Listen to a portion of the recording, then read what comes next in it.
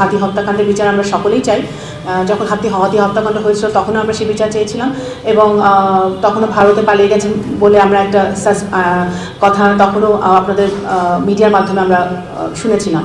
তো এটা যদি সত্যি হয়ে থাকে, আমরা আমাদের কূটনীতির মাধ্যমে ভারতের সরকারের সাথে আমরা যোগাযোগ করব, এবং যাতে এই বন্দিরা বন্দি বিনিময় চুক্তির মাধ্যমে ফেরত আসতে পারে বা সেই ব্যবস্থা আমরা অবশ্যই। এটা একটা অন্য দেশের আইন আদালতের ব্যাপার।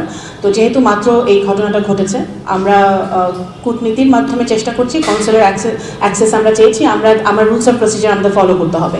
তো আমরা সেটাই আমরা করছি। তো আমাদের অপেক্ষা করতে হবে পরবর্তী আমাদের তারা কি পদক্ষেপ নেয় সেটার জন্য আমাদের অপেক্ষা করতে হবে। কিন্তু আমরা আশা করবো যে ভারত আমাদেরকে কর্মকর্তারা অবশ্যই তাদের বন্দীদের সাথে তাদের পরিচয় আরও শনাক্ত করতে পারবে, যাচাই করতে পারবে।